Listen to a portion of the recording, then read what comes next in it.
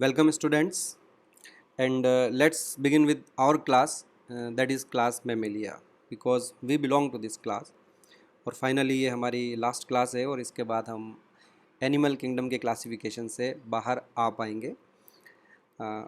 जैसा कि सबसे पहले ऊपर आप देख सकते हैं, mammalogy is the study of mammals. बच्चों, एक चीज़ यहाँ अपन सबसे पहले क्लियर करते हैं और वो ये है कि मेमेलिया में हम किन को इंक्लूड करेंगे। तो आंख बंद करके ये आपको यूनिक कैरेक्टर मेमेलिया का याद रखना है। यूनिक कैरेक्टर, कोई एक्सेप्शन नहीं है इसका, और वो है प्रेजेंस ऑफ मेमोरी ग्लैंड।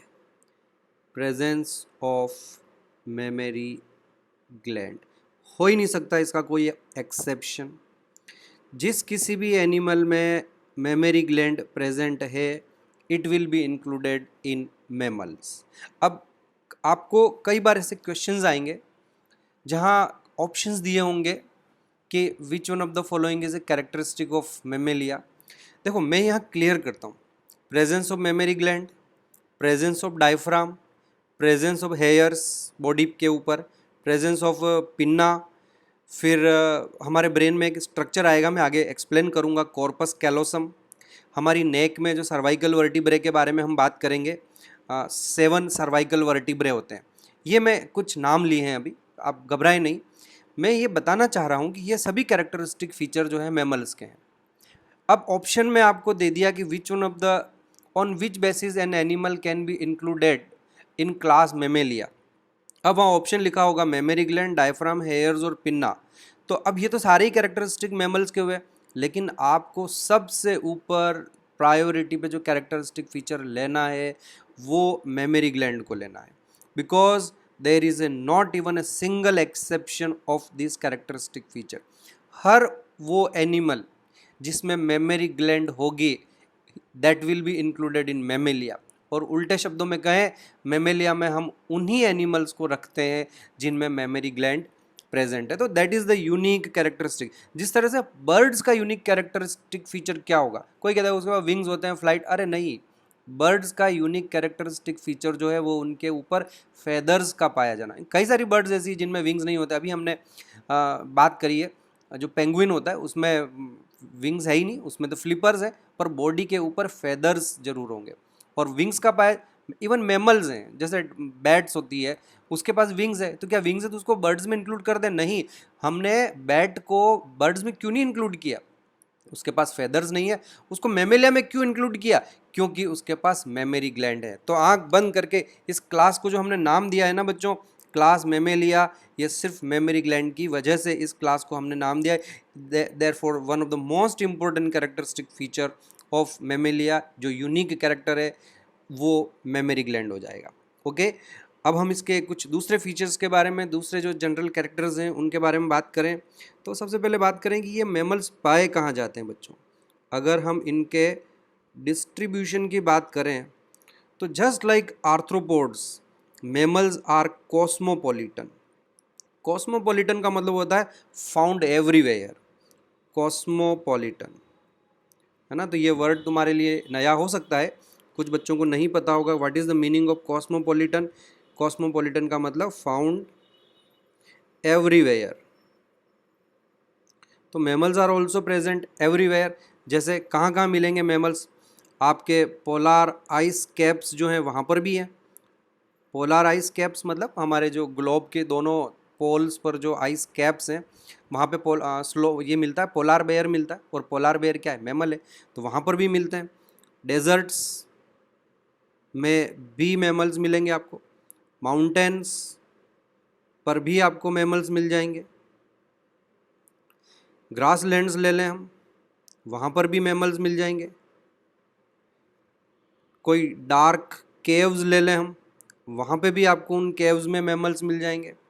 कुछ मैमल्स तो इवन ऐसे भी हैं which are adapted for flying, और कुछ ऐसे भी हैं जो एक्वेटिक लिव्स इन वाटर, वहाँ पर भी मिल जाएंगे। जैसे वेल्स, डॉल्फिन, ये जो हैं ये पानी में भी रहते हैं। आकाश में भी रहते हैं, डार्क केव्स में भी रहते हैं, grasslands, mountains, deserts, polar ice caps. तो ऐसी कौन सी जगह बची जहाँ मैमल्स नहीं रहते? Mammals are found everywhere and therefore we say that the mammals are cosmopolitan.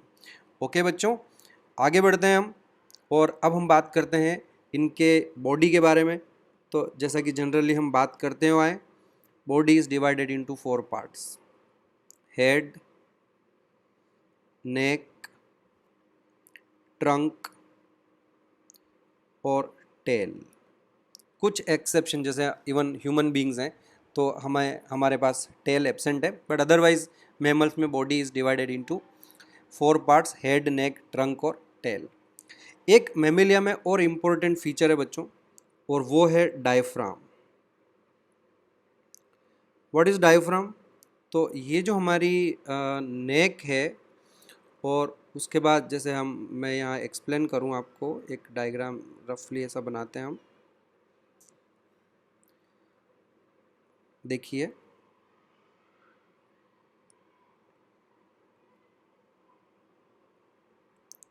तो ये जो हमारी कैविटी है बॉडी में, ओके फाइन, तो यहाँ हम बात करेंगे कि इस जगह पर हमारे पास हमारी ट्रंक को 2 पार्ट में डिवाइड किया जाता है। यहाँ एक मस्कुलर पार्टीशन है, और इस मस्कुलर पार्टीशन को हम डायफ्राम कहते हैं। ये मैमेलिया का एक खास कैरेक्टरिस्टिक फीचर है, डायफ्राम का प्रेजेंट होना। लेकिन मैमल्स के अलावा क्रोकोडाइल्स में भी डायफ्राम होता है बच्चों। तो अगर डायफ्राम के बेसिस पर आप ये कह दो कि मैमल्स हैव डायफ्राम, ठीक है होता है, लेकिन मेन कैरेक्टर डायफ्राम नहीं है। अगेन आई एम सेइंग कि कुछ ऐसे एनिमल भी हैं जिनके पास डायफ्राम है लेकिन वो मैमल नहीं है, जैसे क्रोकोडाइल हो गया।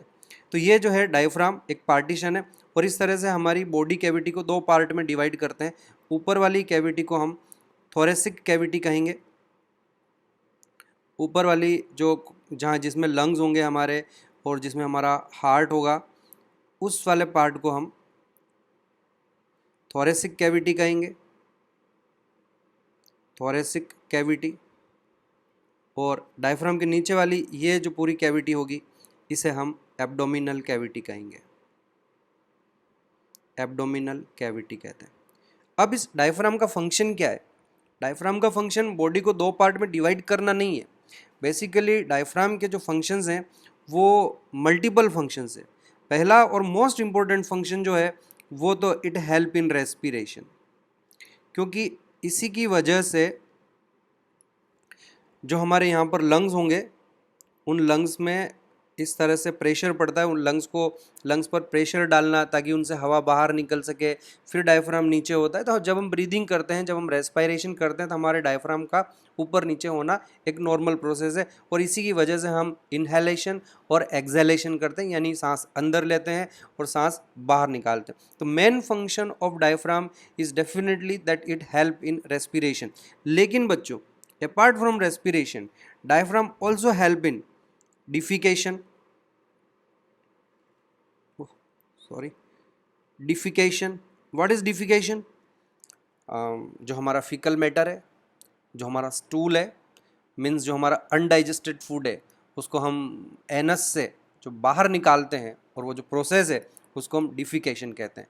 और डिफिकेशन जब हम करते हैं तो हमें कुछ फोर्स अप्लाई करना पड़ता है, और उस फोर्स को अप्लाई करने के लिए बेसिकली क्या होता है कि जो हमारा एब्डोमन है उसमें जो कॉलोन और रेक्टम वाला पार्ट है उसके ऊपर प्रेशर डालना पड़ता है, और उसी से वो जो अनडाइजेस्टेड फूड है, जो हमारा स्टूल है या जो हमारा फीकल मैटर है, वो बॉडी से बाहर निकलता है। तो उसके लिए हम डायफ्राम को नीचे की ओर पुश करते हैं, और that means the diaphragm help in defecation. Similarly, आपको समझ में आ गया what is defecation? Release of faecal matter, है ना। और सिमिलरली जो मिक्चुरेशन है, मिक्चुरेशन मतलब वॉइडिंग यूरिन पास करना, जो प्रोसेस होता है उसको मिक्चुरेशन कहते हैं हम। और एक और मैं आपको प्रोसेस बताऊं, parturition. Parturition is the process of giving birth to young one. तो बच्चे को जो लेबर जब पेन होता है और जो बेबी बाहर निकलता है बॉडी से बाहर, जन्म देने का जो प्रोसेस है उसे हम पार्चुरेशन कहते हैं, the process of giving birth, उसे पार्चुरेशन कहते हैं, है ना बच्चों। तो ये डिफिकेशन, मिक्चुरेशन, पार्चुरेशन, इन सब में भी डायफ्राम का एक इम्पोर्टेंट रोल होता है अपार्ट फ्रॉम रेस्पिरेशन। इन तीनों प्रोसेस में क्या चीज़ कॉमन है, डिफिकेशन, मिक्चुरेशन और पार्चुरेशन में? इन तीनों प्रोसेस में हमारा जो लोअर एब्डोमिनल पेल्विक रीजन है, जो पर्टिकुलरली हमारा होता है ना, जो एब्डोमन में जो नीचे वाला जो पार्ट होता है उसको हम पेल्विक रीजन कहते हैं बच्चों। और इन तीनों ही प्रोसेस में उस पेल्विक रीजन में हमें फोर्स अप्लाई करना पड़ता है, वहाँ पुश करना पड़ता है, और ये पुश करने का जो काम होगा ये हमारा डायफ्राम करेगा। तो आप बोलोगे डायफ्राम तो वहाँ तक कैसे पहुँचेगा? तो बड़ा सिंपल है, ऐसा कुछ नहीं कि डायफ्राम नीचे जाएगा, बल्कि होगा ये कि जैसे हमारे पास यहाँ पर स्टमक होता है ना, फाइन, फिर यहाँ लीवर होता है, और उसके बाद ये पूरी एलिमेंट्री कैनाल और सब कुछ होता है। तो जब भी कभी डायफ्राम नीचे की ओर फोर्स अप्लाई करेगा तो इन सारे ऑर्गन पर फोर्स पड़ेगा, और ये ऑर्गन फिर नीचे की ओर प्रेशर डालेंगे। किस पर डालेंगे ये प्रेशर? यूरिनरी ब्लैडर पर डालेंगे, कोलोन और रेक्टम पर डालेंगे, या फीमेल में यूट्रस पर प्रेशर डालेंगे, जिससे वो जो बेबी होगा वो बाहर की ओर निकल जाएगा। तो इस तरह से इन तीनों ही प्रोसेस में फोर्स अप्लाई करना पड़ता है, and that's why diaphragm help in defecation, micturition, parturition apart from respiration. Okay बच्चों, आगे बढ़े। What is diaphragm? तो ध्यान रखें, it is a muscular partition, इसमें मसल्स होते हैं बच्चों। फाइन, अब हम बात करते हैं मैमल्स में स्किन के बारे में। मैमेलियन स्किन थिक होती है, क्योंकि एपिडर्मिस के बाद एक थिक डर्मिस होती है, वाटर प्रूफ होती है, कीरेटिनाइजेशन हमारे स्किन में भी प्रेजेंट है, और हमारी जो स्किन है वो ग्लैंडुलर भी होती है बच्चों। What kind of glands? Several type of glands are present. Like glandular skin में हम बात करते हैं, एक हमारे पास हमारी स्किन में स्वेट ग्लैंड होती है। यू नो, स्वेट ग्लैंड का एक दूसरा नाम और है, सुडोरीफेरस ग्लैंड। याद रखना है आपको, बार बार नहीं बताऊंगा। आगे कभी मैं सुडोरीफेरस ग्लैंड बोल गया, इसका मतलब I am talking about sweat gland. तो ये हमारी स्किन है। स्वेट ग्लैंड से क्या निकलता है? स्वेट ग्लैंड से स्वेट निकलता है, पसीना निकलता है। स्वेट का क्या फंक्शन होता है? तो जब भी हमें स्वेटिंग होगी, हमारा बॉडी जो होगा थोड़ा ठंडा हो जाएगा। तो स्वेटिंग से keep the body cool. Cool वो तुम्हारा वाला आजकल जो चलता है वो कूल नहीं, यहाँ कूल का मतलब ठंडा है। तो स्वेटिंग से बॉडी ठंडी रहेगी। क्यों ना, mammals and birds are homeothermic, they can keep their body temperature constant. तो अगर टेम्परेचर बढ़ रहा है तो स्वेटिंग करेंगे, और अगर टेम्परेचर घट रहा है तो वो मैं आपको बाद में एक्सप्लेन करूंगा कि जब आपकी बॉडी ठंडी हो रही है तो हम कैसे उसको गर्म करते हैं। हेयर्स जो हैं वो आपकी बॉडी को गर्म रखने में हेल्प करते हैं, और भी कुछ मैकेनिज्म है, टाइम आने पर मैं आपको वो सब भी एक्सप्लेन करूंगा। तो we have sweat glands in our skin, we have oil glands. अब ऑयल ग्लैंड्स का भी एक दूसरा नाम है, और उसे हम कहते हैं सिबेशियस ग्लैंड्स। Sebaceous glands. तो हमारी स्किन में हमारे जहाँ हेयर फॉलिकल्स होते हैं, हमारे जहाँ हेयर होते हैं, उनकी रूट के पास में ऑयल ग्लैंड्स भी होती है, सिबेशियस ग्लैंड्स भी होती है। तो ये क्या प्रोड्यूस करती है? तो आप बोलेंगे ऑयल प्रोड्यूस करती है। करेक्ट बच्चों, ऑयल प्रोड्यूस करती है, लेकिन अब हम ऑयल नहीं कहेंगे, हमारे पास उस ऑयल के लिए एक दूसरा टर्म है, और दैट इज सीबम। समझ में आया आपको? तो we have second type of gland in our skin. इसके अलावा मेमरी ग्लैंड भी होती है। So we have mammary gland, पहले ही बता दिया मैंने आपको। क्या प्रोड्यूस करती है mammary gland? Mammary gland produce milk. क्यों प्रोड्यूस करती है? To feed young ones, to feed young ones. Okay बच्चों, फाइन। एक इंटरेस्टिंग बात बताऊं मैं आपको, याद रखना है, भूलना नहीं है, और बड़ी इंपॉर्टेंट बात है। ये जो मेमरी ग्लैंड्स होती है ये बेसिकली मॉडिफाइड सुडोरीफेरस ग्लैंड होती है। क्या मतलब हुआ इसका? सुडोरीफेरस ग्लैंड किसको कहा हमने? स्वेट ग्लैंड को कहा। तो जो मेमरी ग्लैंड्स हैं वो बेसिकली मॉडिफाइड सुडोरीफेरस ग्लैंड्स हैं, मॉडिफाइड स्वेट ग्लैंड्स है। तो इसका क्या मतलब हुआ? इसका मतलब ये हुआ कि ये जो मिल्क है वो बेसिकली मॉडिफाइड स्वेट हुआ एक तरह से। एनीवे, है ना, एक बढ़िया कोरिलेशन। चले आगे बढ़ते हैं हम। And let's talk about our skeletal system. तो पहले मैं बात करता हूँ हमारे मैमल्स में एक्सोस्केलेटन के क्या फीचर्स हैं। तो वी हैव एक्सोस्केलेटन, और हमारे एक्सोस्केलेटन में जो एक इम्पोर्टेंट पॉइंट है वो है hairs. The exoskeleton is made up of hairs. Hairs का क्या फंक्शन होता है? इतने ज़्यादा हेयर्स बॉडी पर मैमल्स में होते हैं। To keep body warm, to keep body warm. मैं आपको एक बात समझाता हूँ, यहाँ देखें वार्म कैसे रखती है, मैं समझाता हूँ। ये जैसे हमारी स्किन है और ये उस स्किन के ऊपर लगे हुए हेयर्स हैं, फाइन। थिक डेंस हेयर्स होते हैं, ह्यूमन में नहीं है तो अलग बात है, we have lost that character. धीरे धीरे बॉडी पर नंबर ऑफ हेयर्स रिड्यूस होने लग गए, कोई बात नहीं। तो ये बॉडी हेयर्स की बात मैं कर रहा हूँ। अब होता क्या है बच्चों कि ये जो हेयर्स के बीच में ये जो आपको स्पेस दिखाई दे रहा है ना, इस स्पेस में एयर की एक लेयर ट्रैप हो जाती है। वो हवा मूव नहीं कर सकती क्योंकि सब तरफ दाएं बाएं लेफ्ट राइट सब तरफ हेयर्स होते हैं। हेयर्स होने की वजह से हवा उसमें फंस जाती है, एयर उसमें ट्रैप हो जाती है। और नीचे ये हमारी स्किन है और ये हमारी बॉडी है और ये वार्म है। यहाँ से हीट लॉस होने लगता है, पर क्योंकि एयर जो है यहाँ पर जो मैंने अभी आपको समझाया, ट्रैप्ड एयर जो है, that air is poor conductor. Air is poor conductor of heat. वो बेसिकली जो एयर है वो हीट इंसुलेशन का काम कर रही है, क्योंकि वो हीट को बाहर जाने से रोकेगी। और इस तरह से हमारी जो बॉडी हीट है, जहाँ से हम हीट लूज़ कर सकते हैं, हमारी स्किन से हीट को हम लूज़ करते हैं, वो इन हेयर्स की वजह से हम लूज़ नहीं करते हैं। Is that clear? Very important. Hairs का मेन फंक्शन मैमल्स में क्या है? तो हेयर्स का मेन फंक्शन जो हुआ वो थर्मल इंसुलेशन। हेयर्स का मेन फंक्शन हो गया थर्मल इंसुलेशन। और इसके अलावा एक बात और बताता हूँ मैं आपको बच्चों, कि मैमल्स में, ध्यान से सुनेंगे आप, मैमल्स में ये जो हमारी स्किन है उसके ठीक नीचे यहाँ पर सबसे बाहर सबसे ऊपर होती है एपिडर्मिस। सबसे बाहर की तरफ होती है एपिडर्मिस। डर्मिस के बाद एक लेयर आती है जिसे हम कहते हैं, एपिडर्मिस के बाद एक लेयर आती है जिसे हम कहते हैं डर्मिस।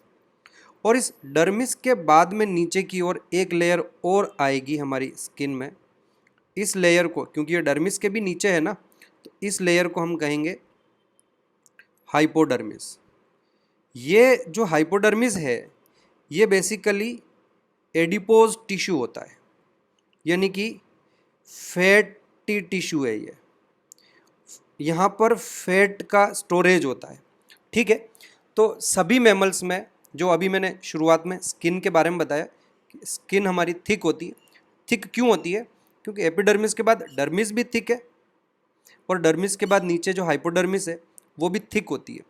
और इस हाइपोडर्मिस में फैटी टिश्यू यानी एडिपोज टिश्यू का वो वहाँ पर फैट स्टोरेज होता है। और ये एक इंटरेस्टिंग फैक्ट है कि ये जो एडिपोज टिश्यू है ये भी हीट का पुअर कंडक्टर होगा, क्योंकि इसमें पानी है नहीं, इस टिश्यू में यानी पानी की क्वांटिटी बहुत कम होगी, तो हीट का पुअर कंडक्टर है और हीट इंसुलेशन का काम करेगा। तो हमारे पास अब दो तरीके से हो गए जिससे हम हीट लूज़ नहीं करते। सबसे पहले तो यहीं से हीट जो है वो वापस अंदर ही रहेगी, बाहर नहीं जा पाएगी।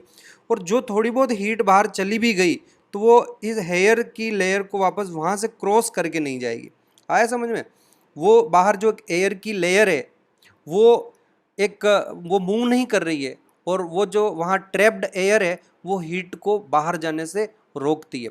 हाँ, अब आप ज़रा सोचिए कि विंटर्स में जब हम कई बार ब्लैंकेट वगैरह ओढ़ लेते हैं तो फिर हमें ठंड लगना बंद हो जाती है। तो क्या हुआ बेसिकली? क्योंकि आपने ब्लैंकेट ओढ़ ली, तो ब्लैंकेट ओढ़ने के बाद आपकी बॉडी और ब्लैंकेट के बीच में एयर की जो लेयर है वो आपने ट्रैप कर ली है, और अब आपकी बॉडी हीट लूज़ नहीं होगी और आप गर्म रहेंगे। और जैसे ही आप ब्लैंकेट हटाओगे एयर एकदम से मूव करने लग जाएगी, वहाँ कोई ट्रैप्ड एयर नहीं रहेगी, हमें ठंड लगने लग जाएगी। तो इट इज़ दैट सिंपल, है ना। और एक और इंटरेस्टिंग बात यहाँ मैं आपको बताऊँ कि हमने देखा होगा कि नॉर्मली हमारे हेयर्स ऐसे नीचे गिरे रहते हैं, लेकिन जैसे ही हमें ठंड लगती है तो हमारे हेयर्स इस तरह से इरेक्ट हो जाते हैं। ये क्यों हुआ?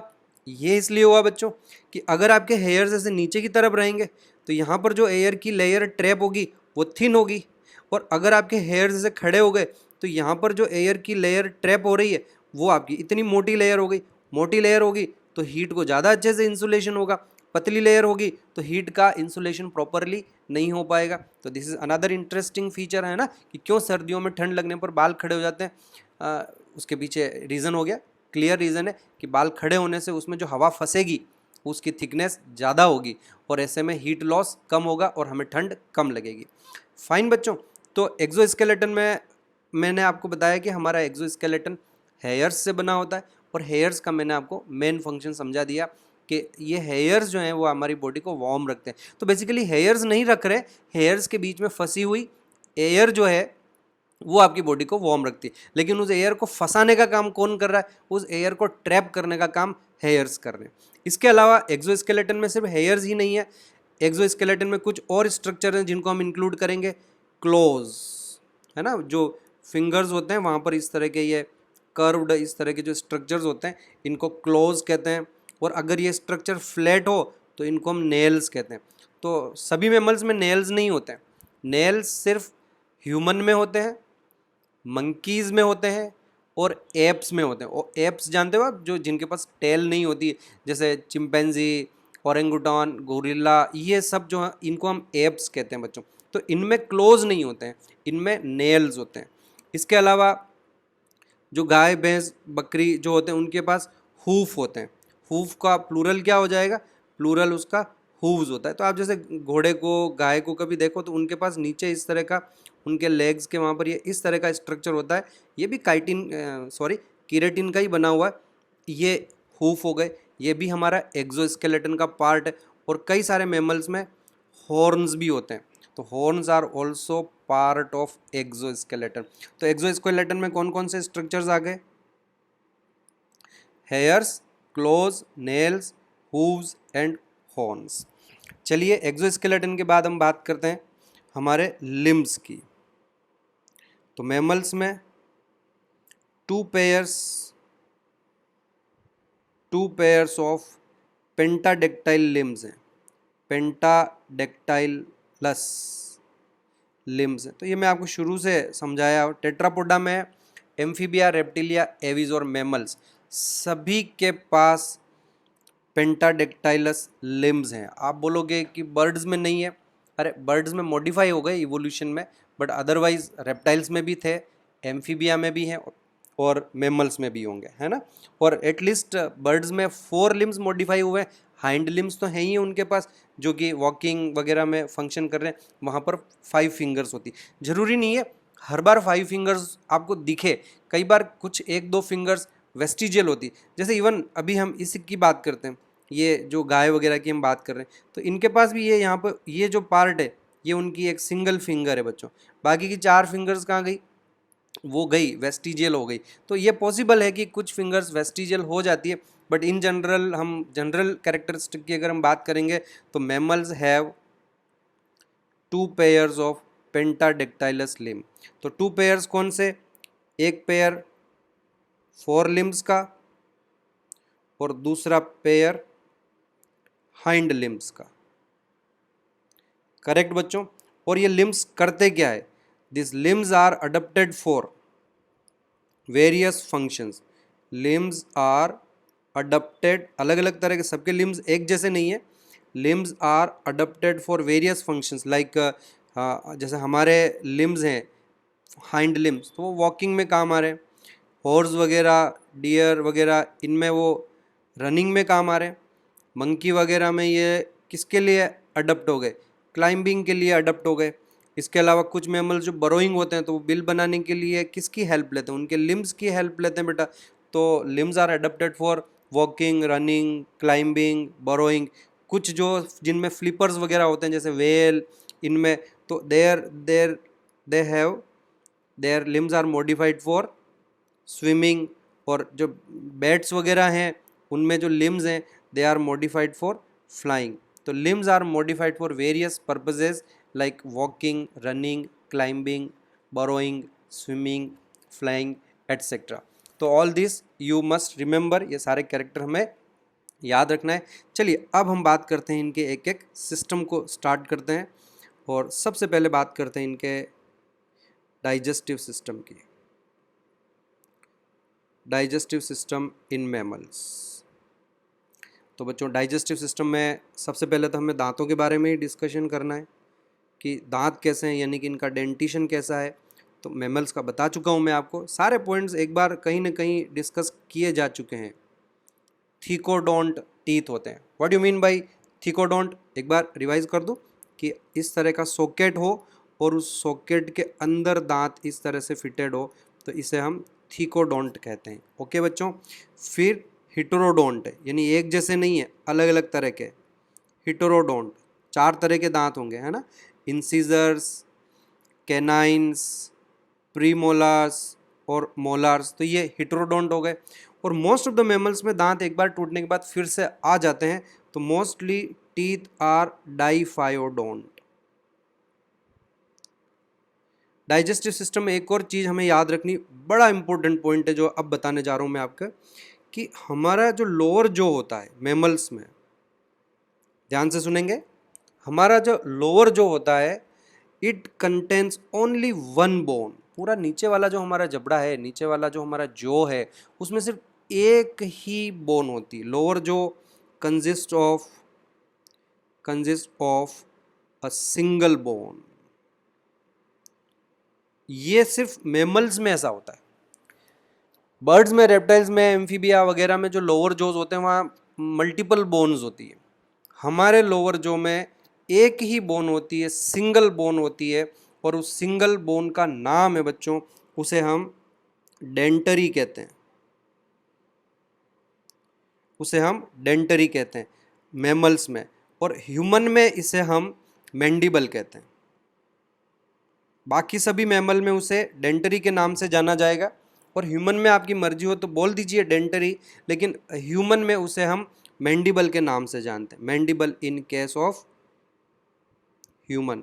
तो हमारे लोअर जो में एक ही बोन होती, अपर जो में तो मल्टीपल, मैक्सिला होती है, पैलेटाइन होती है, वॉमर होती है, लेकिन लोअर जो में हमारे पास एक ही बोन है। ये जो हमारा लोअर जो होता है ना बच्चों, इस तरह का हमारा लोअर जो वाली जो हमारी बोन है, ये अभी डायग्राम तो अब ढंग से बनेगा, पता नहीं कैसा, इस तरह की है। यहाँ पर ये हमारे टीथ लगे रहते हैं। So there is a single bone. बहुत घटिया डायग्राम बना, छोड़ो इसको, मैं हटा देता हूँ। आप तो याद रखें, स्केलेटल सिस्टम जब मैं पढ़ाऊँगा उस समय मैंडिबल का स्ट्रक्चर आपको एक्सप्लेन करूँगा मैं। ओके बच्चों। तो लोअर जो में ये बड़ा इंपॉर्टेंट पॉइंट है, consist of a single bone. एक ही लोअर जो में एक ही बोन होती है। क्या नाम है उसका? डेंटरी। किसमें? मैमल्स में। ह्यूमन में क्या नाम है उसका? ह्यूमन में हम डेंटरी की जगह दूसरा वर्ड यूज करते हैं, मैंडिबल। और एक डाइजेस्टिव सिस्टम में और आपको याद रखना है कि अनलाइक ऑल अदर वर्टिब्रेट्स, जिनमें सब में क्लोएका होती है, we do not have cloaca, तो we have separate opening. Mammals have separate opening. एक इसका एक्सेप्शन होगा जिसमें क्लोएका है, मैं बाद में बताऊंगा उसके बारे में। So there is a separate opening, cloaca absent. Cloaca नहीं होती है, हमारी सारी ओपनिंग सेपरेट होगी। एक्सक्रीटरी सिस्टम की अलग होगी, डाइजेस्टिव के लिए एनस अलग होगा, रिप्रोडक्टिव सिस्टम के लिए वेजाइनल ओपनिंग है, वो सब सेपरेट हो जाएगी। Is that clear? ये हो गया डाइजेस्टिव सिस्टम के बाद। अब हम आ जाते हैं मैमल्स में रेस्पिरेटरी सिस्टम।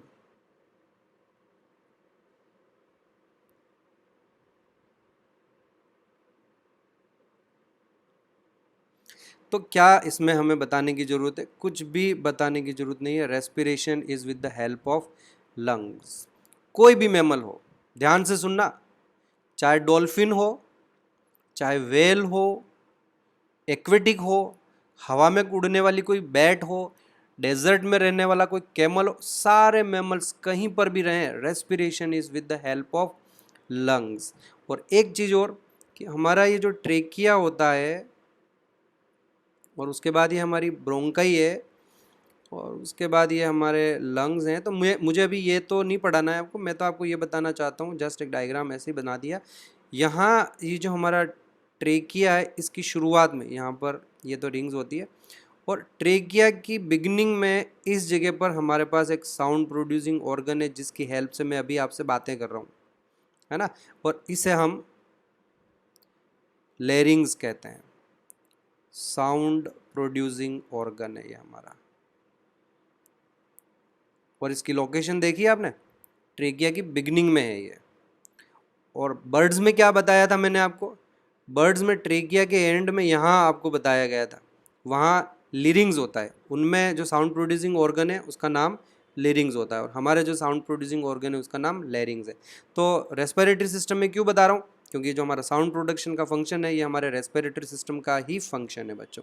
ओके, आगे चलते हैं and let's talk about our blood vascular system.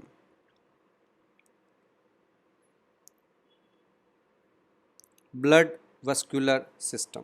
अब ब्लड वेस्कुलर सिस्टम में जनरली हम किन पॉइंट्स के बारे में डिस्कशन करते हैं बच्चों? सबसे पहले तो हम हार्ट की बात कर लेते हैं। We have got 4 chambered heart, 4 chambered heart, 2 auricles हो जाएंगे, 2 वेंट्रिकल्स हो जाएंगे, and that we have double circulation, we have double circulation just like birds, complete double circulation. और एओर्टिक आर्च हमारे लेफ्ट होती है, लेफ्ट एओर्टिक आर्च। फाइन बच्चों, birds में राइट एओर्टिक आर्च होती है, ओवरी लेफ्ट होती है। रेप्टाइल्स में दोनों एओर्टिक आर्चेज प्रेजेंट होती है। हमारे आरबीसी कैसे होंगे बच्चों? बहुत बार बता चुका हूँ, शुरुआत से ही बता रहा हूँ मैं। RBCs are biconcave and enucleated. Biconcave होने से क्या फायदा होता है? सरफेस एरिया इंक्रीज हो जाता है। इन्यूक्लिएटेड होने से क्या फायदा होता है? हीमोग्लोबिन को एकोमोडेट करने के लिए ज़्यादा स्पेस अवेलेबल होता है। तो वी हैव, ये बता चुका हूँ पहले, नोट्स में लिखवा भी चुका हूँ, तो जस्ट एक वापस फिर से नहीं लिखूँगा। बाइकॉनकेव और इन्यूक्लिएटेड आरबीसी है बच्चों। इसमें मैंने आपको समझाया है कि 2 एक्सेप्शन है हमारे पास, एक कैमल और दूसरा लामा। कैमल और लामा में ओवल एंड न्यूक्लिएटेड आरबीसी होते हैं, न्यूक्लिएटेड आरबीसी होते हैं। फाइन बच्चों, और हम ब्लड वेस्कुलर सिस्टम में क्या पढ़ते हैं? पोर्टल सिस्टम के बारे में बात करते हैं। तो क्योंकि मैमल्स हैं तो हिपेटिक पोर्टल सिस्टम तो सभी वर्टिब्रेट्स में प्रेजेंट है, हिपेटिक पोर्टल सिस्टम प्रेजेंट होगा, लेकिन renal portal system completely absent. Renal portal system birds में भी नहीं होता है, रेप्टिलिया में थोड़ा लेस डेवलप होता है, लेकिन होता है रेप्टिलिया में, एम्फीबिया में भी होता है, फिशेज में भी होता है। चलिए अब हम बात करते हैं हमारे स्केलेटल सिस्टम की। अब हम एंडोस्केलेटन की बात करेंगे। स्केलेटल सिस्टम, स्केलेटल सिस्टम में कुछ पॉइंट्स जो यूजुअली हम डिस्कस करते हैं। सबसे पहले हमारा स्कल कैसा होगा बच्चों? तो बता दिया है, स्कल जो होगा हमारा डाइकोंडाइलिक होगा। किन किन का डाइकोंडाइलिक होता है? एम्फीबिया और मैमल्स का डाइकोंडाइलिक है, बाकी सबका मोनोकोंडाइलिक है। मतलब जो पीछे हमारी ऑक्सीपिटल बोन है और हमारा जो वर्टिब्रल कॉलम है उसके बीच का जो जॉइंट होगा वहाँ पे 2 ऑक्सीपिटल कोंडाइल्स होंगे। ओके, डाइकोंडाइलिक स्कल है। वर्टिब्रे कैसे हैं हमारे पास? याद करिए डायग्राम। हमारा जो सेंट्रम है वो फ्लैट सेंट्रम है, यानी कि ऐसे वर्टिब्रे को क्या कहते हैं हम? एसिलस, या हम उसे एम्फीप्लेटियल भी कहते हैं, एम्फीप्लेटियल, है ना। सेंट्रम कैसा हुआ? मतलब क्या हुआ एसिलस का? सेंट्रम फ्लैट है, कोई कैविटी नहीं है। आई होप याद होगा। बर्ड्स में कैसी बताइए आपको? बर्ड्स में हिट्रोसिलस है, यानी कि उनका जो सेंट्रम है वो सैडल शेप है। ओके, अब यहाँ वर्टिब्रे जब मैं पढ़ा रहा हूँ तो एक बड़ा ही इम्पोर्टेंट ना, भूलना नहीं है, याद रखना है, एग्जाम में आने लायक क्वेश्चन है। तो देखिए, मैंने आपको एक बात बताई कि जो हमारा वर्टिब्रल कॉलम होता है उसमें जो गलत बन गया, एस जैसा शेप होता है हमारा, उसका इस तरह का हमारा वर्टिब्रल कॉलम होता है, ये इस तरह का। यहाँ पर जो वर्टिब्रे होते हैं उनको हमने सर्वाइकल रीजन कहा।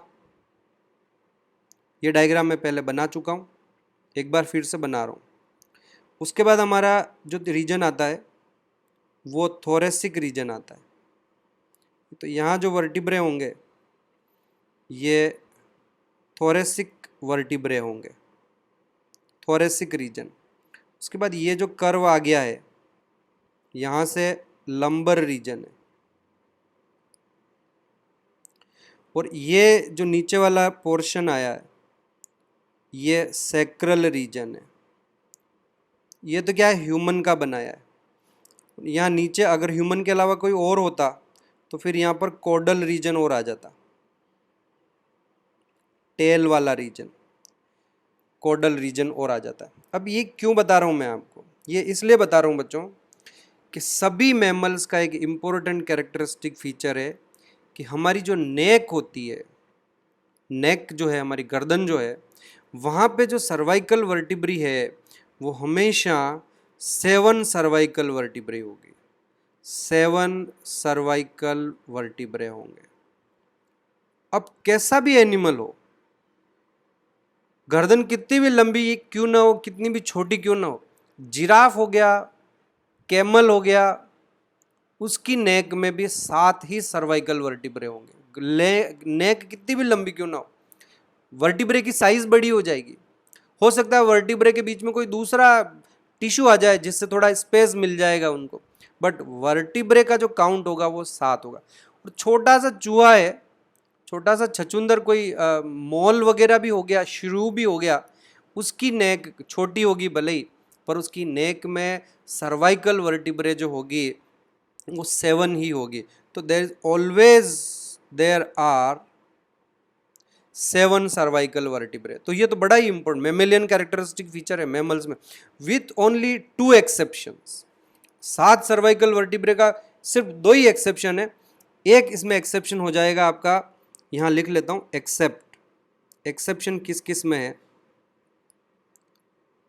पहला एक्सेप्शन जो है वो है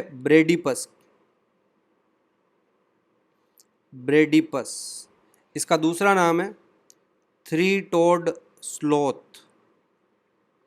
इसकी एक खास बात है इस एनिमल की,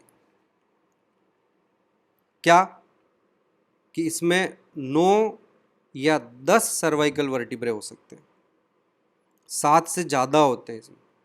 ये मत समझना कि इसकी गर्दन लंबी होती होगी, बस इवोल्यूशनरी इसमें गड़बड़ हो ही गई। इसके पास 9 से 10 सर्वाइकल वर्टिब्रे हैं।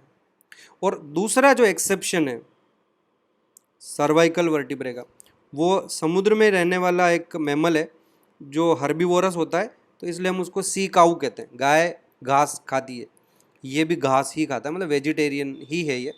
तो सी काऊ, इसे मैनेटी के नाम से भी जानते हैं। मैं बाद में बताऊंगा आपको, इनके एग्जांपल्स जो हैं बाद में डिस्कस करेंगे। तो इसको मैनेटी के नाम से भी जानते हैं बच्चों, सॉरी सिंगल एन आएगा, मैनेटीज। इनके पास कम होती है, दे हैव 6 सर्वाइकल वर्टिब्रे।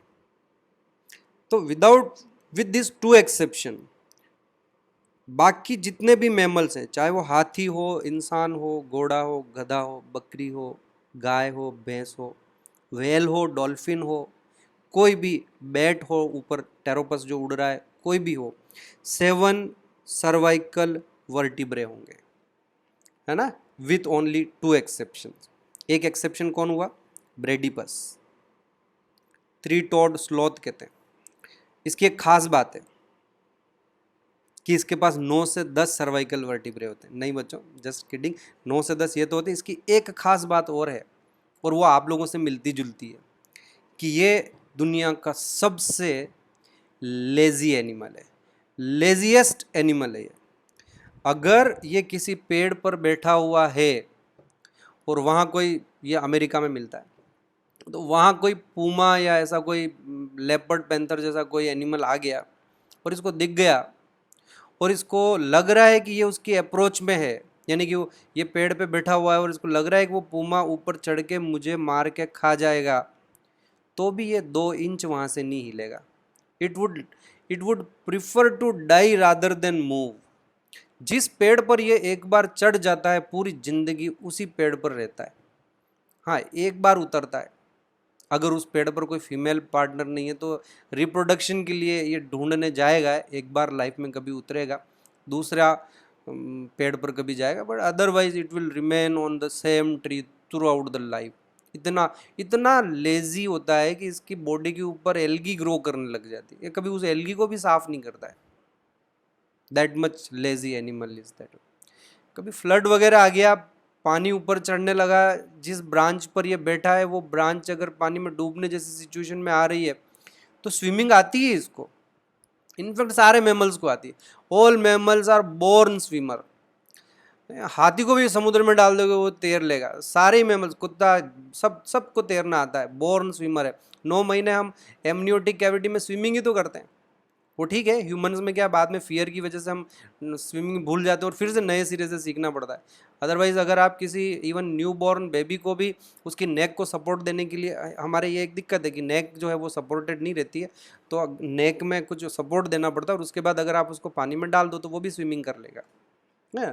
तो मैं एक स्टेटमेंट दे रहा हूँ कि all mammals are born swimmer. ये बात अलग है कि हम स्विमिंग पसंद करें नहीं करें, कई सारे एनिमल स्विमिंग कंटिन्यूसली करना पसंद नहीं करते। हाँ, तो ये जो 3 टोड स्लॉथ है इसको भी स्विमिंग आती है, और कभी फ्लड आया तो अगेन जैसा कि मैं आपको कह रहा हूँ, it would like to die, it would prefer die, मर जाएगा वो, लेकिन तैर के ऊपर नहीं चढ़ेगा। थोड़ा है 2-4 इसको मान लो ब्रांचेस ऊपर जाना है तो ऊपर भी नहीं जाएगा, इतना लेजी एनिमल है। ओके, तो इसमें एक्सेप्शन है ये बच्चों। हम क्या पढ़ रहे हैं, स्केलेटल सिस्टम पढ़ रहे हैं ना। बात करते करते मैं भूल जाता हूँ कि हम पढ़ क्या रहे हैं। स्कल जो है इनका डाइकोंडाइलिक है, 2 ऑक्सीपिटल कोंडाइल है। वर्टिब्रे जैसा कि ये मैंने जस्ट आपको थोड़ा सा बताया, हमारे थोरेसिक वर्टिब्रे कितने भी हो सकते हैं मैमल्स में, कम ज़्यादा होंगे, अलग अलग, लंबर सैक्रल सब वेरिएबल होता है, लेकिन सभी मैमल्स में एक चीज़ कॉमन है कि हमारी नेक में 7 सर्वाइकल वर्टिब्रे होते हैं। ओके बच्चों, और एक और स्केलेटल सिस्टम में पॉइंट हम ले लें, and that is about our ribs. तो जिस तरह मैंने आपको बर्ड्स में बताया कि जो रिब्स हैं वो बाइफिड है, हमारी भी रिब्स जो है इसी तरह से बाइफिड होती है, बाइफिड रिब्स है। रिब्स के बाद हम बात करते हैं हमारे एक्सक्रीटरी सिस्टम की। तो क्या बताना है, कुछ भी नहीं बताना है, आप जानते हैं कि एक्सक्रीटरी सिस्टम तो हमारे पास एमनियोटा में से बिलोंग करते हैं ना बच्चों हम, तो हमारे पास मेटानेफ्रिक किडनी होगी। क्लू दिया था मैंने आपको पिछली क्लास में, रेप्टिलिया, एवीज और मैमल्स तीनों के पास मेटानेफ्रिक किडनी होती है। और हमारा जो नाइट्रोजिनस वेस्ट होगा वो अब यूरिक एसिड नहीं होगा, हमारा नाइट्रोजिनस वेस्ट यूरिया होगा। बर्ड्स में और रेप्टाइल्स में नाइट्रोजिनस वेस्ट यूरिक एसिड होता है। एम्फीबिया में नाइट्रोजिनस वेस्ट जो है वो वेरिएबल रहेगा, कि अगर एक्वेटिक एम्फीबियन है तो अमोनिया, लैंड पर रहता है या ज़मीन पर है तो उस समय उसका यूरिया होगा, नाइट्रोजिनस वेस्ट। फिशेज़ में मैंने आपको एक्सप्लेन किया था कि जो मराइन फिशेज़ हैं, कार्टिलेजिनस फिशेज़, क्योंकि कार्टिलेजिनस फिशेज़ सारी मराइन है, उनका नाइट्रोजिनस वेस्ट यूरिया होता है। और जो बोनी फिशेज़ है उसमें वेरिएशन बताया था, फ्रेश वाटर बोनी फिशेज़ में अमोनिया उनका नाइट्रोजिनस वेस्ट होगा, और मराइन बोनी फिशेज जो होगी उनमें ट्राईमिथाइल अमीन ऑक्साइड उनका नाइट्रोजिनस वेस्ट होगा। तो मैमल्स सारे के सारे यूरिया एक्सक्रीट करते हैं विदाउट एनी एक्सेप्शन, है ना। यूनिए के जो डेजर्ट में रहेंगे, वाइवा में ये क्वेश्चन कई बार पूछा जाता है ना, कंफ्यूज करते हैं ना। एक चीज़ मैं आपको समझा चुका हूँ कि जिनको पानी की अवेलेबिलिटी होती है, जो एक्वेटिक होते हैं वो अमोनिया एक्सक्रीट करते हैं। जनरल एनिमल किंगडम में एनिमल्स के बारे में ये हम एक स्टेटमेंट देते हैं। जिनके पास पानी की मॉडरेट अवेलेबिलिटी है वो यूरिया का एक्सक्रीशन करते हैं। मॉडरेट अवेलेबिलिटी ऑफ, नई बात नहीं बता रहा हूँ मैं, पहले बता चुका हूँ, मॉडरेट अवेलेबिलिटी ऑफ वाटर, वो यूरिया करते हैं। और जिनके पास लीस्ट अवेलेबिलिटी है, लीस्ट अवेलेबिलिटी ऑफ वाटर है, वो यूरिक एसिड का करते हैं एक्सक्रीशन। पर इसमें आपको ये भी ध्यान रखना है कि ये स्टेटमेंट बिल्कुल सही है, कोई गलत नहीं है। इनवर्टिब्रेट जितने भी पानी में रहते हैं वो मोस्टली अमोनिया का एक्सक्रीशन करते हैं। यूरिया का एक्सक्रीशन बहुत कम एनिमल करते हैं बच्चों। मैमल्स करते हैं, कार्टिलेजिनस फिशेस करती है, लैंड एम्फीबियंस करते हैं, और इनवर्टिब्रेट में जो एनिलिड्स हैं, अर्थवर्म जैसे जो ज़मीन पर रहते हैं, वो यूरिया का एक्सक्रीशन करते हैं। अदरवाइज मोस्टली इनवर्टिब्रेट जो पानी में रहते हैं वो सब के सब अमोनिया का एक्सक्रीशन करते हैं। और यूरिक एसिड का एक्सक्रीशन करने वाले एग्जाम्पल भी लिमिटेड हैं, आपको याद रखने, इनको भूलना नहीं है। एक लैंड स्नेल्स बताया मैंने आपको, एक लैंड इंसेक्ट्स जितने भी होंगे वो यूरिक एसिड का एक्सक्रीशन करेंगे। उसके बाद आपके रेप्टाइल्स करेंगे और बर्ड्स करेंगे यूरिक एसिड का। ये सारे इम्पोर्टेंट पॉइंट है। और आप घबराएं नहीं, इन चीज़ों का मैं रिवीजन दूंगा आपको और ज़्यादा अच्छे से डिटेल में बताऊंगा जब हम एक्सक्रीटरी सिस्टम पढ़ेंगे। तो through out the animal kingdom कौन से ग्रुप में क्या नाइट्रोजिनस वेस्ट है, क्या क्या चीज़ वो एक्सक्रीट करते हैं, हम उस समय इनके बारे में एक बार और बात करेंगे। पर अभी जो मैं आपको ये बताना चाह रहा हूँ कि ये हमें ग्रुप पर भी ध्यान देना है। एक मैंने भी ये नीचे स्टेटमेंट दे दिया कि भाई जिनको पानी होगा अवेलेबल वो अमोनिया करेंगे, और जिनको कम होगा वो यूरिया करेंगे, और जिनको बिल्कुल पानी की अवेलेबिलिटी नहीं है वो यूरिक एसिड का करेंगे। ये ठीक है स्टेटमेंट, पर इस स्टेटमेंट के साथ आपको ये भी ध्यान देना है कि वो एनिमल जिसके बारे में आपसे पूछा जा रहा है वो किस ग्रुप से बिलोंग करता है। अब मैमल्स है तो मैमल्स यूरिया का ही एक्सक्रीशन करेंगे बच्चों।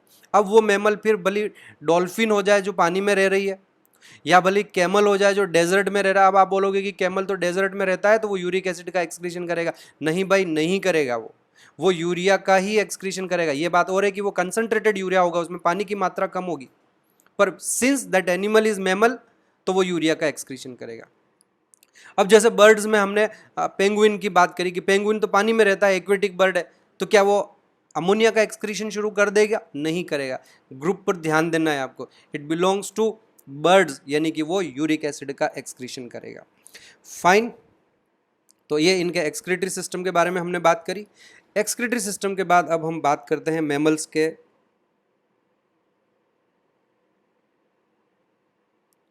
नर्वस सिस्टम की। नर्वस सिस्टम में कुछ पॉइंट्स हमें डिस्कस करने हैं, इंपॉर्टेंट पॉइंट्स हैं। सबसे पहला जो पॉइंट हम डिस्कस करेंगे वो क्रेनियल नर्व्स का करेंगे। तो मुझे आपको बताने की ज़रूरत नहीं, आप खुद ही बता देंगे। हमारे पास नेक है ना, तो we have 12 pairs of cranial nerves. एक पॉइंट ये हो गया। ओके, दूसरा पॉइंट अब मैं आपको समझाने जा रहा हूँ, वो ध्यान से समझना। आपने देखा होगा कभी किसी ब्रेन का स्ट्रक्चर तो देखा ही होगा। तो जब हम कभी किसी ब्रेन का स्ट्रक्चर बनाते हैं तो ये देखो सबसे आगे होता है सेरेब्रम। सेरेब्रम के बाद में यहाँ पे छुप जाएगा, वो दिखेगा नहीं, उसमें एक डायंसेफेलोन होता है। उसके बाद ये मिड ब्रेन आ जाएगा। फाइन, ये ह्यूमन का ब्रेन नहीं बना रहा हूँ, चूहे का ब्रेन बना रहा हूँ मैं। मिड ब्रेन के बाद में ये यहाँ पे मेड्यूला ऑब्लोंगेटा आ जाता है, और उस मेड्यूला ऑब्लोंगेटा के बाद में ये हमारी स्पाइनल कॉर्ड में कंटिन्यू हो जाएगा। वो नहीं, एक चीज़ और रह गई, अरे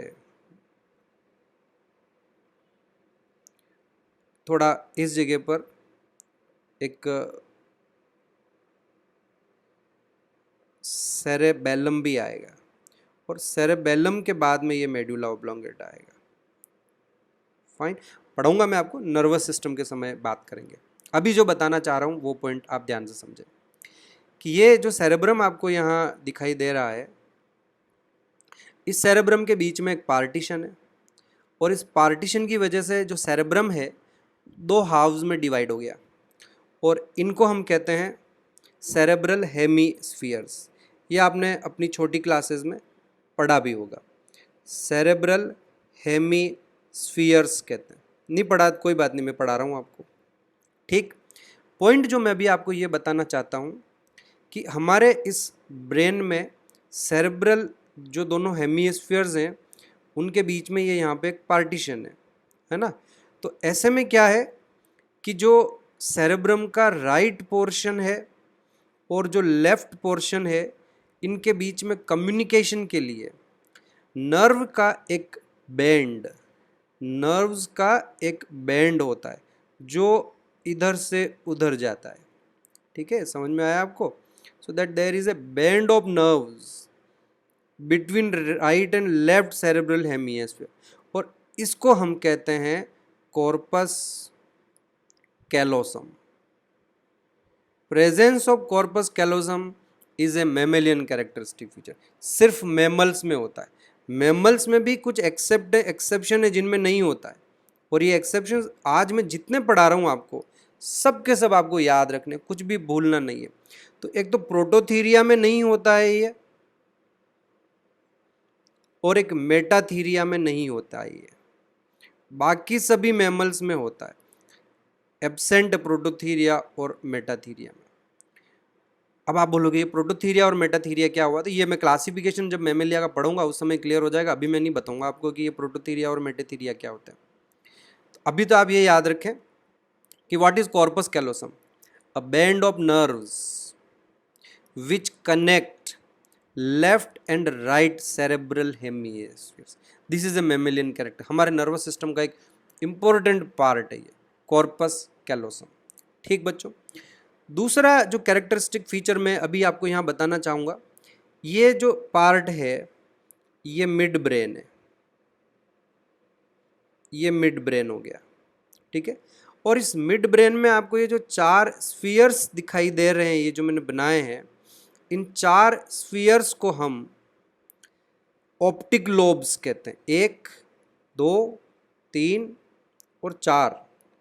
तो ऑप्टिक लोब्स की जो संख्या है मैमल्स में वो 4 होती है, बाकी सभी में 2 ही होते हैं, यहाँ मैमल्स में 4 होते हैं।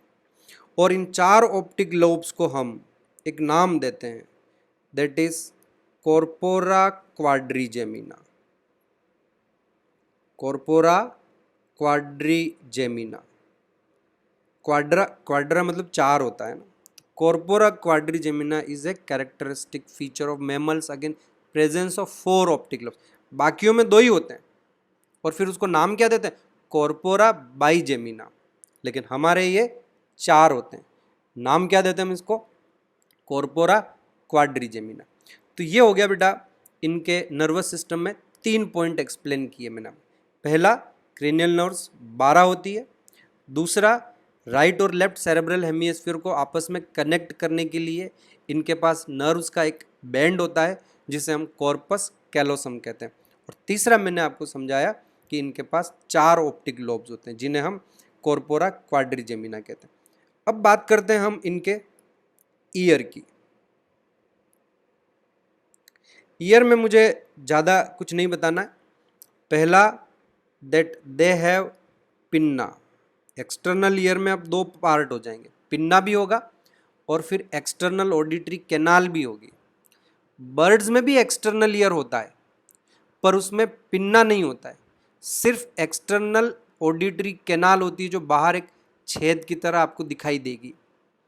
रेप्टिलिया और एम्फीबिया में एक्सटर्नल ईयर नहीं होता है, सीधा टिम्पेनम होगा उनमें। टिम्पेनम के बाहर एक्सटर्नल ऑडिटरी कैनाल और पिन्ना नहीं होगा। किसमें बच्चों?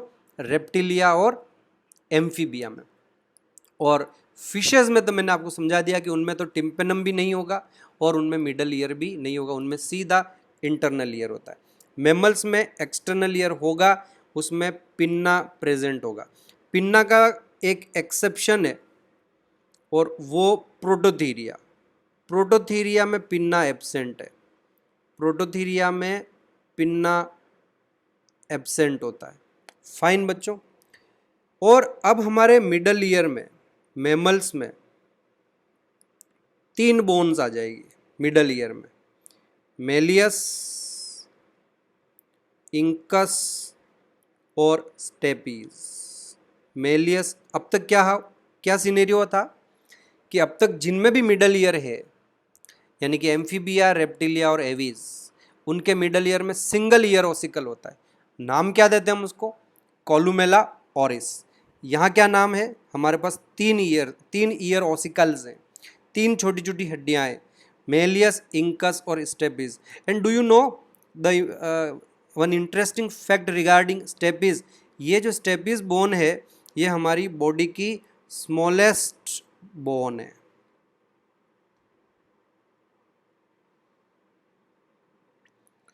तो ईयर में मैंने आपको 2 पॉइंट एक्सप्लेन किए।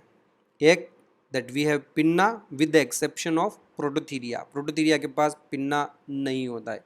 और दूसरा, मिडल ईयर में हमारे पास 3 ईयर ऑसिकल्स हैं। Middle ear contains 3 ear ossicles. Ossicles का मतलब हड्डी होता है बच्चों। Okay, and now come to the last part, and that is reproduction in mammals. तो बच्चों सारे मैमल्स यूनिसेक्सुअल होते हैं। ओके, मेल फीमेल सेपरेट होंगे। कुछ इंटरेस्टिंग पॉइंट्स रिप्रोडक्टिव सिस्टम से related, you know, testis abdomen में नहीं होते हैं। Testis are outside the body. Testis are outside the body in scrotum. तो मैमल्स में इस तरह से बॉडी के बाहर एक इस तरह से स्क्रोटम होता है, और उस स्क्रोटम के अंदर इस तरह से टेस्टिस एनक्लोज्ड रहते हैं। Is that clear? तो ये एब्डोमेन से बाहर है। Why outside the abdomen? क्योंकि एब्डोमेन में टेम्परेचर ज़्यादा होता है और स्पर्मेटोजेनेसिस के लिए लो टेम्परेचर की रिक्वायरमेंट होती है। तो ऐसे में इनके जो टेस्टिस हैं वो बॉडी से बाहर होते हैं, जिससे 2 से 3 degree centigrade low temperature maintain रहेगा वहाँ पे, क्योंकि अंदर का टेम्परेचर थोड़ा ज़्यादा होता है। और बाकी जितने भी वर्टिब्रेट्स हैं, फिशेज, एम्फीबिया, रेप्टिलिया, वो तो वैसे ही कोल्ड ब्लडेड एनिमल्स हैं, उनकी बॉडी वैसे ही ठंडी रहती है, तो उनके टेस्टिस एब्डोमेन में ही रहते हैं। बर्ड्स में यहाँ थोड़ा सा कंफ्यूजन आता है कि बर्ड्स तो गर्म होती है, वार्म ब्लडेड है वो, और उनके टेस्टिस बाहर नहीं होते, उनके टेस्टिस अंदर होते हैं। तो मैं एक बड़ी मज़ेदार चीज़ बताने जा रहा हूँ आपको बच्चों, ध्यान से सुनना। ये किस किस पर एप्लीकेबल होगी? बर्ड्स, एवीज में आती है। कुछ मैमल्स भी ऐसे हैं जिनके टेस्टिस एब्डोमिनल होते हैं, यानी बॉडी के अंदर होते हैं, जैसे एलिफेंट, बैट्स, वेल। बैट्स में क्या होता है कि इनके अगर टेस्टिस बाहर स्क्रोटम में रहेंगे तो उड़ते समय रेजिस्टेंस डेवलप होगा। वेल के साथ भी यही दिक्कत है कि इनके टेस्टिस अगर बॉडी से बाहर स्क्रोटम में रहेंगे तो स्विमिंग के समय रेजिस्टेंस डेवलप होगा। तो ऐसे में बैट्स और वेल के जो स्क्रोटम है वो स्क्रोटम नहीं, इनके जो टेस्टिस हैं वो एब्डोमिनल टेस्टिस है, यानी बॉडी के अंदर प्रेजेंट है। एलिफेंट के जो टेस्टिस हैं वो भी एब्डोमिनल होते हैं। इन तीनों के टेस्टिस जो हैं वो एब्डोमिनल है। What you mean by abdominal? Abdominal testis का मतलब टेस्टिस बॉडी के अंदर ही है, एब्डोमेन में, जहां हमारा यूरिनरी ब्लैडर और दूसरे ऑर्गन्स होते हैं वहां अंदर ही है इनके टेस्टिस। आए समझ में आपको? और इन जनरल बाकी बचे हुए जितने भी मैमल्स हैं उनके testis are located outside the body in the scrotum. आप पूछेंगे कि बैट्स का समझ में आया इनके टेस्टिस अंदर क्यों होते हैं, वेल का समझ में आया इनके टेस्टिस अंदर क्यों होते हैं, क्योंकि बाहर होंगे, स्क्रोटम में होंगे, तो रेजिस्टेंस क्रिएट करेंगे उड़ते समय या स्विमिंग करते समय। बर्ड्स में तो भी बर्ड्स तो सभी में एब्डोमिनल ही है उनके। यू नो, एलिफेंट के भी टेस्टिस जो हैं वो अंदर होते हैं, एब्डोमिनल होते हैं। तो आपके दिमाग में क्वेश्चन आ ही रहा होगा कि एलिफेंट में ऐसा क्यों होता है। मैं आपको एक बड़ी मज़ेदार बात बताने वाला हूँ जो आपको एकाएक गले भी नहीं उतरेगी, लेकिन गले उतारना है उसको। एलिफेंट के जो एंसेस्टर्स थे वो एक्वेटिक थे, स्विमिंग करते थे, पानी में रहते हैं। ओके, है ना मज़ेदार बात? आपको विश्वास नहीं हो रहा होगा, लेकिन अब इस पे विश्वास कर लेना, और फिर कभी बाद में इसके बारे में डिस्कस करूँगा। पर यही रीज़न है कि एलिफेंट के टेस्टिस एब्डोमिनल इसलिए है क्योंकि इनके जो एंसिस्टर थे वो एक्वेटिक थे। फिर बाद में एलिफेंट बाहर आ गए, लेकिन टेस्टिस का अभी बॉडी से बाहर आना बाकी है। फ्यूचर में कभी इवोल्यूशन होगा तो इनके टेस्टिस भी बॉडी से बाहर आ जाएंगे, और हो सकता है इवोल्यूशन नहीं भी हो। अब क्वेश्चन हमारे पास यहाँ ये आता है कि ये सब अपने टेस्टिस का टेम्परेचर लो कैसे मेंटेन करते हैं, तो वो मैं आपको समझाने जा रहा हूँ। ध्यान से समझना आप कि जैसे ये इनकी बॉडी हो गई, और इनकी बॉडी में ये इनके टेस्टिस हैं, बॉडी के अंदर है। यहाँ ऊपर कहीं मैं हार्ट बना लेता हूँ इनका, ठीक है। और पॉइंट जो एक्सप्लेन करने जा रहा हूँ वो ये, सिस्टम इनमें ऐसा है बच्चों कि जो ब्लड टेस्टिस को जाना चाहिए वो ब्लड पहले बॉडी वॉल की तरफ जाता है, बाहर की तरफ जाएगा, और फिर बाहर से वो ब्लड जो है टेस्टिस की तरफ आएगा। अब इससे क्या फ़ायदा हुआ? इससे ये फ़ायदा होगा बच्चों कि जो ब्लड बॉडी सरफेस को टच करता हुआ आया है, डेफिनेटली उस ब्लड का जो टेम्परेचर होगा वो थोड़ा कम हो जाएगा, और इस तरह से थोड़ा 1-2 डिग्री का ही तो फ़र्क चाहिए, ज़्यादा फ़र्क चाहिए भी नहीं है। तो यहाँ ये जो ब्लड पहुँच रहा है टेस्टिस में, उसका टेम्परेचर कम हो जाएगा, और ऐसे में न सिर्फ उसको ब्लड सप्लाई हो जाएगी, बल्कि थोड़ा ठंडा ब्लड सप्लाई होगा, तो टेस्टिस का टेम्परेचर भी थोड़ा कम रहेगा। ये मैंने ब्रीफ में बताया है, ज़्यादा डिटेल में भी आपको नहीं समझाया, आपके लेवल के लिए इतना काफ़ी है। अदरवाइज़ फिर कभी टाइम मिलेगा तो यहाँ पर एक प्रॉपर काउंटर करंट मैकेनिज़्म काम करता है। वो काउंटर करंट मैकेनिज़्म मैं आपको अभी नहीं समझा सकता हूँ, क्योंकि वो अभी आपको समझाने बैठा तो तुम मेरे ऊपर पत्थर फेंकने लगोगे, हो सकता है अपना लैपटॉप भी तोड़ दो, स्क्रीन भी तोड़ दो, मोबाइल फेंक दो। तो अभी हम इन चीज़ों को डिस्कस नहीं करेंगे। अभी आप थोड़ा सा एक जनरल ऐसा अपने दिमाग में इमेज बना ले कि हाँ, जो ब्लड टेस्टिस को जाएगा वो बॉडी सरफेस को स्किन की तरफ से होता हुआ घूम कर जाएगा, जिससे वो ब्लड थोड़ा ठंडा हो जाता है। एनीवे, आगे बढ़ते हैं। हम रिप्रोडक्टिव सिस्टम की बात कर रहे हैं। 2 पॉइंट रिप्रोडक्शन में सो फार वी हैव डिस्कस। ये यूनिसेक्सुअल होते हैं, और इनके टेस्टिस जो हैं वो बॉडी से बाहर स्क्रोटम में होते हैं। ओके, अब आगे बात करते हैं कि इनके पास कॉपुलेशन के लिए इंटरनल फर्टिलाइजेशन होता है, क्योंकि अंदर ही बेबी डेवलप होगा, यूट्रस में बेबी डेवलप होगा, तो फर्टिलाइजेशन तो अंदर ही होना चाहिए। तो दे हैव इंटरनल फर्टिलाइजेशन, और उस इंटरनल फर्टिलाइजेशन के लिए स्पर्म्स को फीमेल की बॉडी में डिपॉजिट करने के लिए they have copulatory organ penis. Copulatory organ penis is present. Birds में मैंने आपको एक्सप्लेन किया था कि उनमें इंटरनल फर्टिलाइजेशन होता है, पर उनमें पेनिस नहीं होता है। रेप्टाइल्स में पेनिस होता है। एम्फीबिया में तो फर्टिलाइजेशन ही एक्सटर्नल है। फिशेज में, बोनी फिशेज में एक्सटर्नल फर्टिलाइजेशन है, कार्टिलेजिनस फिशेज में इंटरनल फर्टिलाइजेशन है, और उस इंटरनल फर्टिलाइजेशन में क्लेस्पर होता है, आपको याद होगा, पेल्विक फिन का मॉडिफिकेशन होता है। ओके, तो कॉपुलेटरी ऑर्गन पेनिस प्रेजेंट है। और एक और पॉइंट मैं आपको बता रहा हूँ, पेनिस किस में होता है? डेफिनेटली मेल में पेनिस होगा। फीमेल में क्या होता है बच्चों? फीमेल मैमल्स में जो उनके एक्सटर्नल जेनिटेलिया होते हैं, फीमेल मैमल्स में जो एक्सटर्नल जेनिटेलिया होते हैं, उन एक्सटर्नल जेनिटेलिया में एक छोटा सा स्ट्रक्चर होता है जिसे क्लाइटोरिस कहते हैं। ये क्लाइटोरिस बेसिकली मेल में जो पेनिस होता है उसी की हाईली रिड्यूस्ड फॉर्म है। तो clitoris is basically reduced penis होता है। और अभी आपको इन पॉइंट्स के बारे में ज़्यादा जानने की ज़रूरत नहीं, इतना काफ़ी है आपके लिए। बाकी जब मैं आपको रिप्रोडक्टिव सिस्टम पढ़ाऊँगा उस समय इन सारे स्ट्रक्चर्स के बारे में डिटेल में हम और बात करेंगे। ओके, फीमेल में क्लाइटोरिस होता है, ये हमने डिस्कस कर लिया। फर्टिलाइजेशन इनमें इंटरनल होता है, और जो डेवलपमेंट होगा वो बॉडी के अंदर ही होगा, और उसके बाद ये विविपेरस होंगे सभी। They give birth to young ones, give birth to young ones, है ना। और कुछ ऐसे भी हैं जो एग लेंगे, एक्सेप्शन है इसमें भी।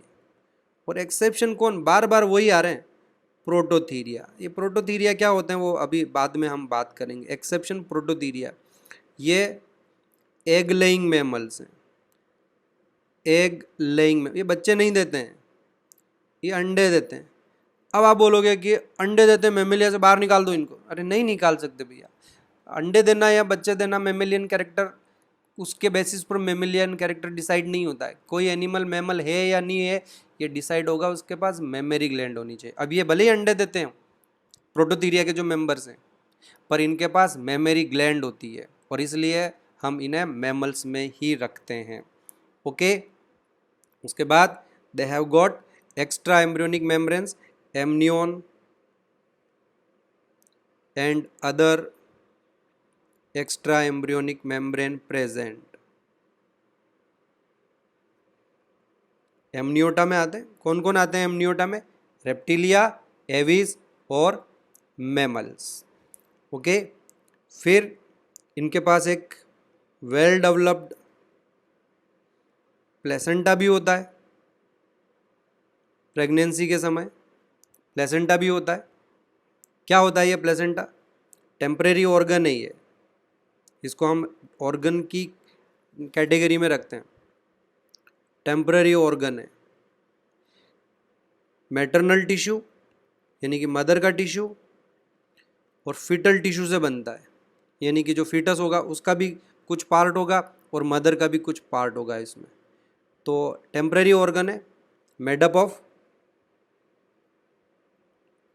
Of maternal tissue and fetal tissue. Function क्या होता है इसका, तो 3 काम करता है ये। फीटस को प्रोवाइड, ये हटाते हैं एक बार, provide nutrition, help in respiration, gases exchange placenta के थ्रू होगा, और रिमूवल ऑफ वेस्ट, फीटस की बॉडी से जो वेस्ट निकलेगा और उसको जो ऑक्सीजन सप्लाई होगी और कार्बन डाइऑक्साइड का रिमूवल होगा और जो न्यूट्रिशन मिलेगा फीटस को, इन तीनों में placenta play very important role. ठीक है। और उसके बाद मैमल्स में पेरेंटल केयर भी वेल मार्क्ड होती है। Parental care is well marked होती है बच्चों, है ना। किस तरह से मैमल्स अपने यंग वंस को उनकी केयर करते हैं, उनको खाना खिलाते हैं जब तक वो खुद शिकार करने लायक नहीं हो जाते हैं। पहले उनको दूध पिलाते हैं और उसके बाद सिखाते हैं, बहुत अच्छी प्रोटेक्शन भी देते हैं, बहुत अच्छी पेरेंटल केयर। मैमल्स में सबसे ज़्यादा पेरेंटल केयर होती है। बर्ड्स में भी होती है, नेस्ट बनाते हैं उसमें एग्स को रखते हैं, एग्स का इंक्यूबेशन करते हैं, फिर अंडों में से जो बच्चे निकलते हैं तो उनकी फीडिंग करते हैं, खाना ला के उनको खिलाते हैं। रेप्टिलिया में भी होती है, कम होती है रेप्टिलिया में, एटलीस्ट नेस्ट वेस्ट बिल्ड कर लेते हैं, वो उतनी होती है, बहुत ज़्यादा नहीं होती है रेप्टाइल्स में। एम्फीबियंस में बहुत अच्छी पेरेंटल केयर होती है। तो सभी कॉर्डेट्स में लगभग, फिशेज़ में भी कुछ फिशेज़ होती है जो नेस्ट बिल्ड करती है। नेस्ट बिल्ड करना भी एक तरह से पेरेंटल केयर का एग्जाम्पल है। तो कॉर्डेट्स में कईयों में पेरेंटल केयर होती है, लेकिन सबसे ज़्यादा जो पेरेंटल केयर होती है वो मैमल्स में होती है। ऑल मैमल्स आर, एक लास्ट पॉइंट और बता देता हूँ मैं आपको, ऑल मैमल्स आर होम्योथर्मिक, यानी कि वार्म ब्लडेड हैं। They can regulate their body temperature, they keep their body temperature constant, their body temperature do not fluctuate according to surrounding या एम्बियंट टेम्परेचर। ओके बच्चों, तो these are the general characters of class Mammalia, and in the next class we will talk about the classification of Mammalia and their examples. Thank you.